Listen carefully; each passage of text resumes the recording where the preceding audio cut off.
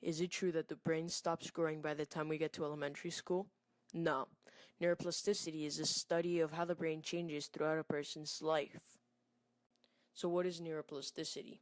Neuroplasticity is the brain's ability to change by itself, otherwise rewire itself, by learning new things, changing habits, or compensating injuries. So do we really know everything about our brains? Of course we don't. The brain is full of so many mysteries and wonders. And what is really interesting about the brain is that most things we thought were true about the brain 10 years ago are either partially true or not true at all.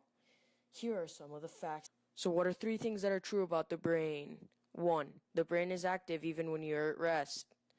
2. During adolescence, it's the brain's best time to learn and gain knowledge. 3. Your brain doesn't physically finish changing until the frontal cortex develops at the age of 24 years old, which develops maturity. So how do I rewire my brain? You don't actually rewire your brain like that. Throughout life, your neurons can change connections as you learn new things or decide to force yourself to change a habit. So what happens when you learn? When you learn, your brain undergoes certain physical and chemical changes. This means that the brain can have a physical change and you'll remember something for a long time, or your brain will undergo a chemical change, meaning you'll remember something for a shorter period. You can't forget, your brain always changes whenever you're learning. You can use magnets to explain neuroplasticity. For example, you can use this magnetic strip as an axon.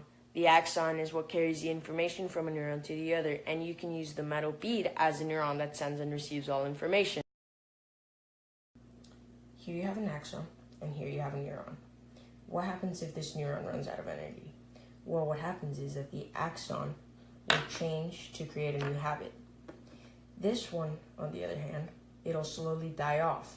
Now, you'll still remember part of your habit, and you'll still remember it, and there's still a chance that you'll go back to that habit. But it's highly unlikely if you keep doing this habit. Now, if you do go back to this habit, this neuron will run out of energy and this axon will move back.